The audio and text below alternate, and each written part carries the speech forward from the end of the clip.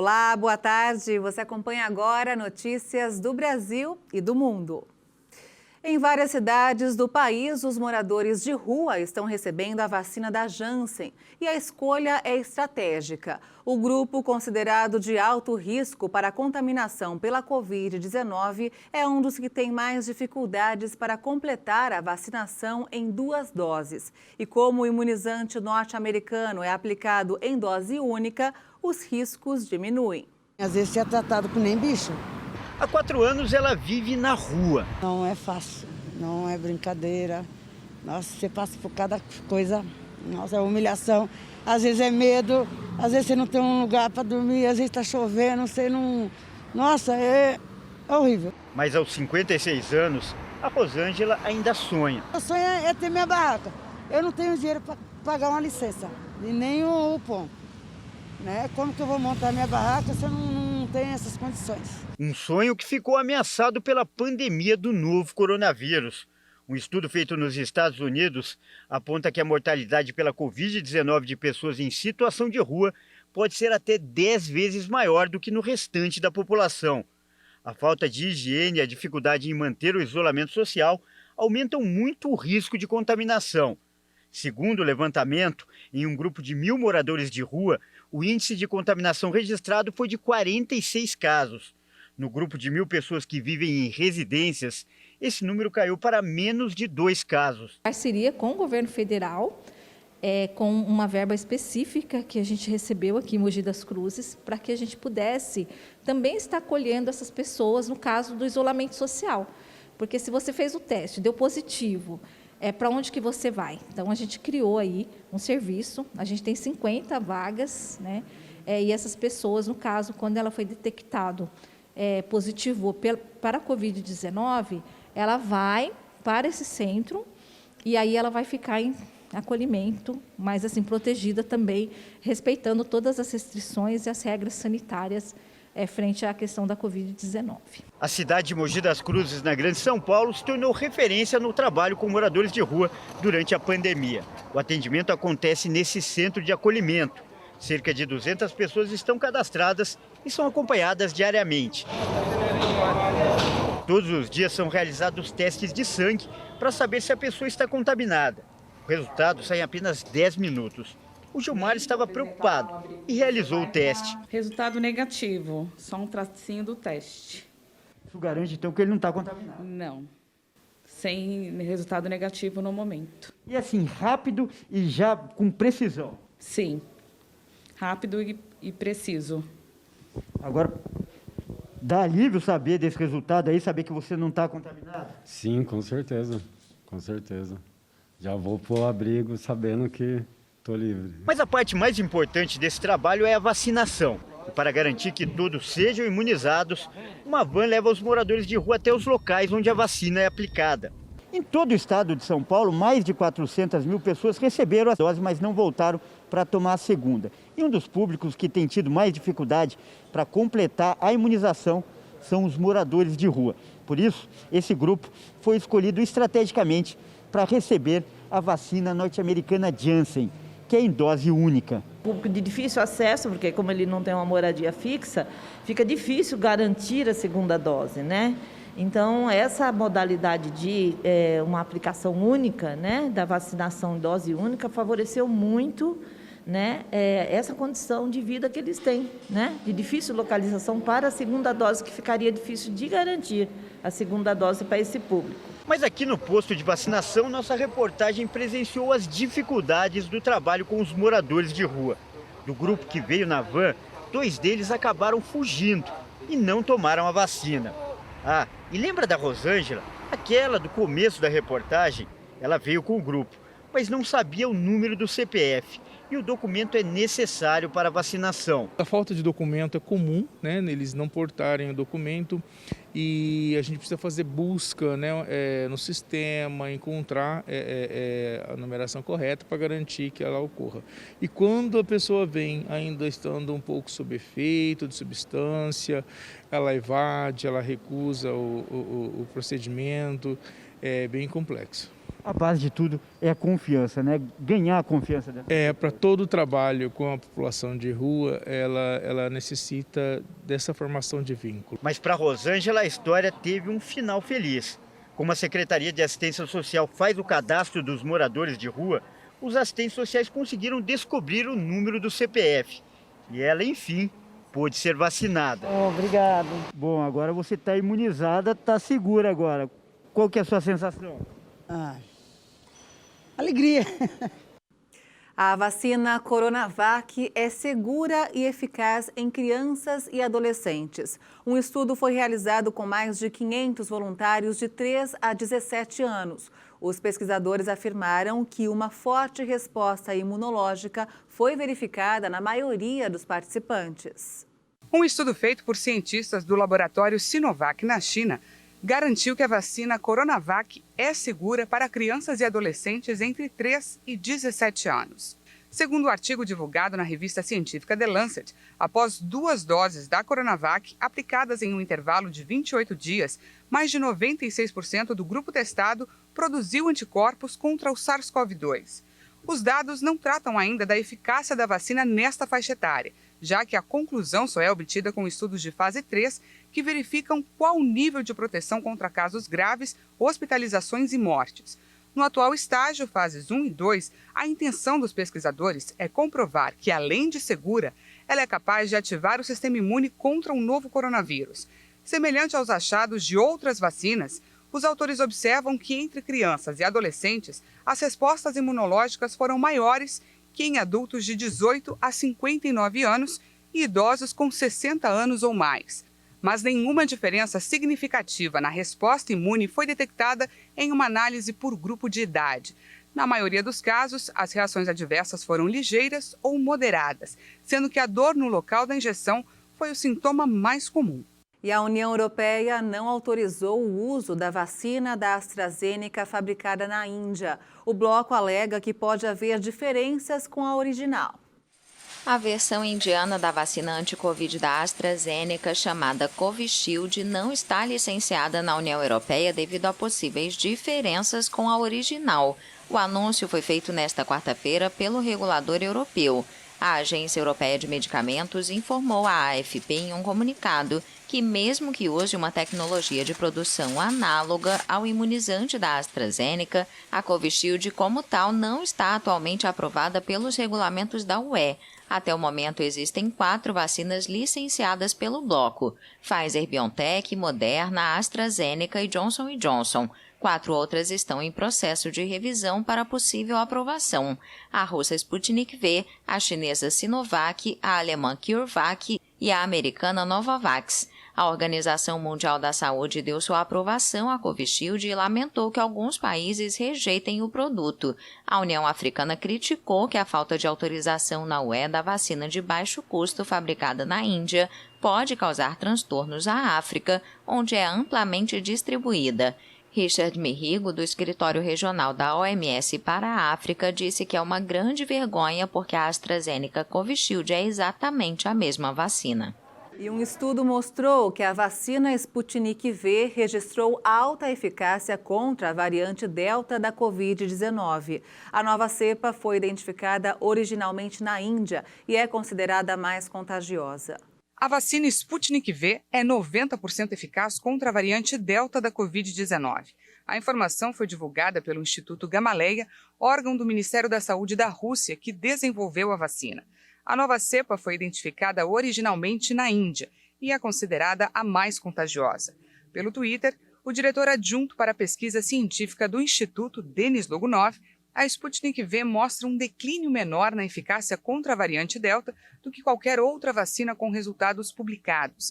A Sputnik V foi aprovada para uso de emergência em 65 países. O primeiro caso de morte no Brasil por causa da infecção com a cepa originária da Índia foi confirmada na semana passada pela Secretaria de Saúde do Paraná. A mulher infectada tinha 42 anos e morreu por conta da doença em abril. E agora vamos falar um pouco sobre economia. O desemprego no Brasil ficou em 14,7% no trimestre encerrado em abril e se manteve em patamar recorde. O dado foi divulgado nesta semana pelo IBGE. No mesmo período do ano passado, quando o novo coronavírus registrou suas primeiras vítimas no país, a taxa de desemprego era de 12,6%. Em números absolutos, havia 14,8 milhões de pessoas em busca de trabalho no trimestre encerrado em abril, segundo o IBGE. O número de pessoas subutilizadas atingiu 33,3 milhões, 4,6 milhões a mais do que há um ano. Essa categoria inclui desocupados e pessoas com menos horas trabalhadas do que precisam. Já o contingente de pessoas desalentadas que deixaram de procurar trabalho por falta de oportunidades manteve-se em torno de 6 milhões.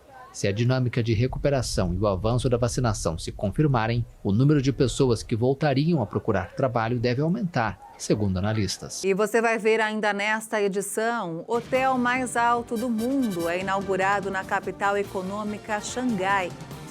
E ainda, carro-avião híbrido faz sucesso na Eslováquia e é aposta para o futuro. Os detalhes você confere daqui a pouco, até já.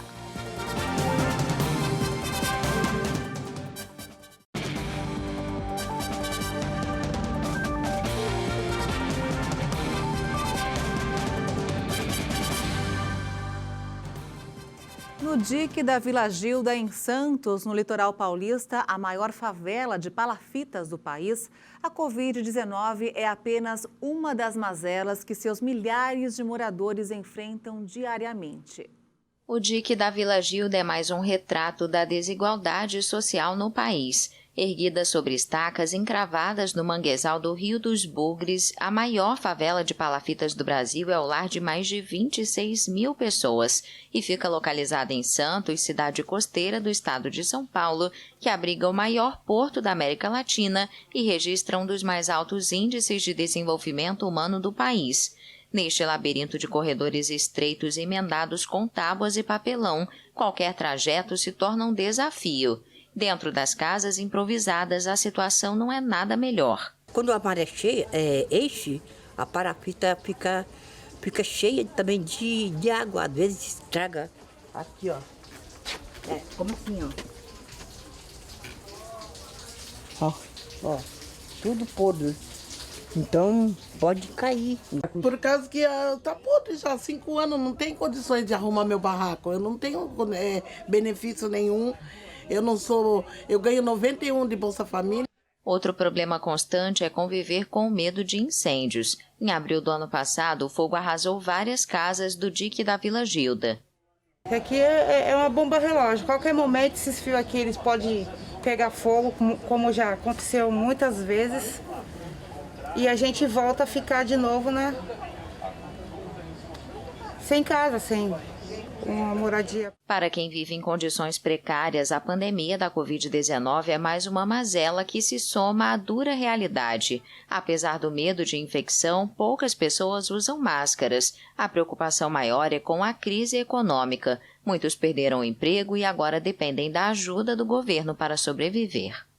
Populações residentes em cidades costeiras estão na linha de frente climática. Muitas já sentem o poder destrutivo das águas, como moradores da cidade de Florianópolis, em Santa Catarina.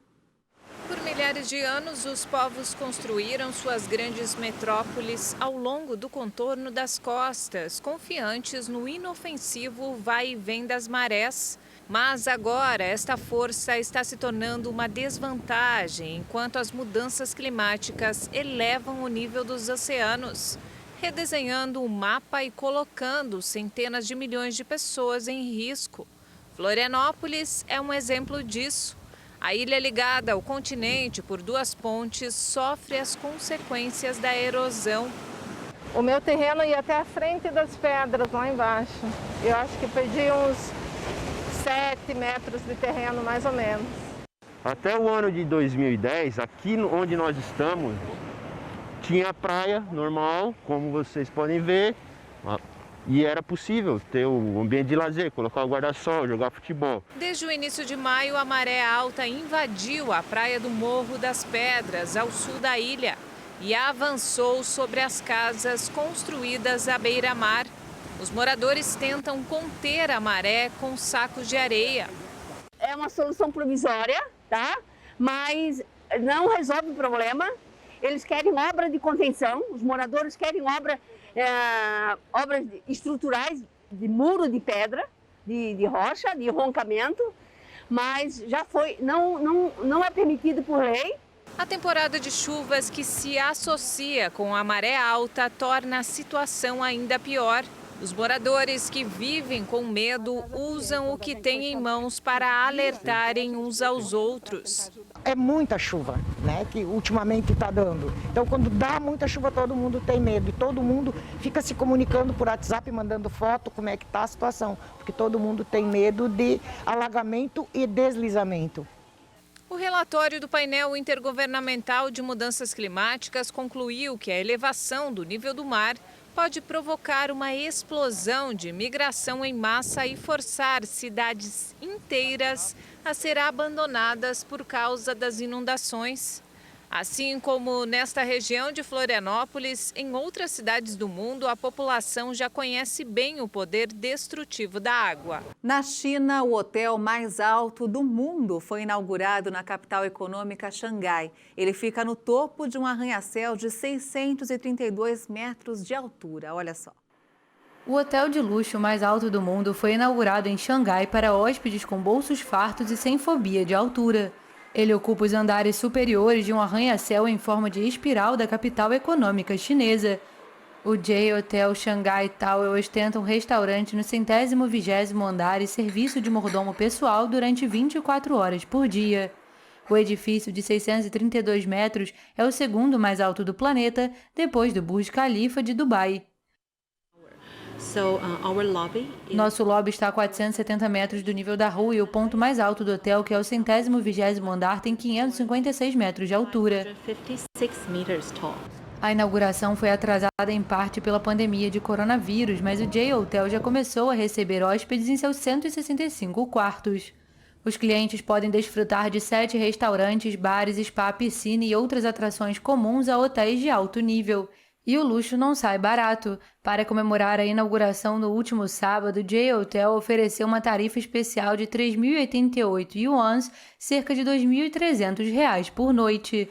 Mas os preços de alguns quartos podem ser realmente estratosféricos.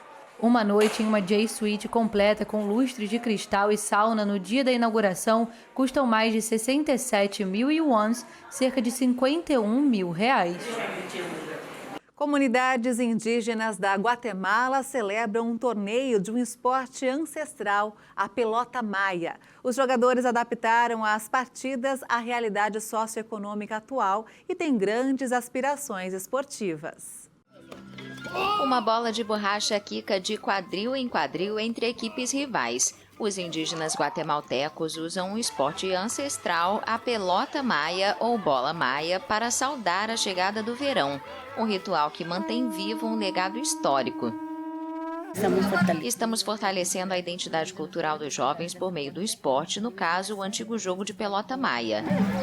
Sem um campo oficial para a disputa, eles usam uma quadra de basquete, o que não diminui o entusiasmo. Em equipes de 4, os jogadores devem tentar passar a bola de borracha através da linha final da quadra adversária para marcar. Não se pode usar os pés ou qualquer outra parte do corpo. Nesta versão do jogo da pelota maia, apenas o quadril pode ser usado e cada equipe só pode bater na bola uma vez. Há 2 anéis de metal pendurados a 3 metros de altura. Se um jogador fizer a bola passar por eles, a equipe ganha a disputa imediatamente. Historicamente, na parte Mesoamérica. Pela história, foi na Mesoamérica do mundo maia que o primeiro esporte a usar uma bola de borracha foi criado. Pelota de caucho de hule. Em breve, muitos vão lutar para se classificar no torneio mesoamericano que será disputado em dezembro no México.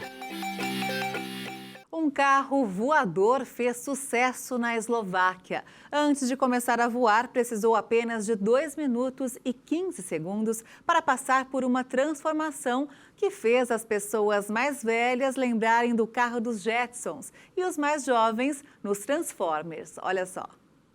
Este é o professor Stefan Klein, no comando de um carro-avião híbrido que ele projetou com um motor BMW para circular tanto no céu como na terra com gasolina comum. Ele garante que o veículo pode, com o tanque cheio, voar cerca de 1.000 quilômetros a 2.500 metros de altura. Além disso, é capaz de transportar mais de 2 pessoas, a uma velocidade de 170 km por hora. No teste final deste modelo, foi feita uma viagem de pouco mais de meia hora. Como o carro do Dr. Stefan não foi desenvolvido para decolar de maneira vertical, foi necessário buscar uma pista de aeroporto. Sem problemas. O pouso foi bem sucedido para depois acontecer uma nova transformação. O principal objetivo destes carros híbridos seria combater os problemas de tráfego nas grandes cidades. E este não foi o único carro voador desenvolvido até hoje. Esta aposta para o futuro neste setor já começou. O banco JP Morgan calcula que daqui a 20 anos este mercado poderá movimentar $1,5 trilhão de dólares. E essa edição fica por aqui. Você acompanha outras informações durante a nossa programação. E para rever as nossas reportagens, é só acessar o canal HIT Notícias no YouTube. Obrigada pela sua companhia e um ótimo sábado para você. Tchau.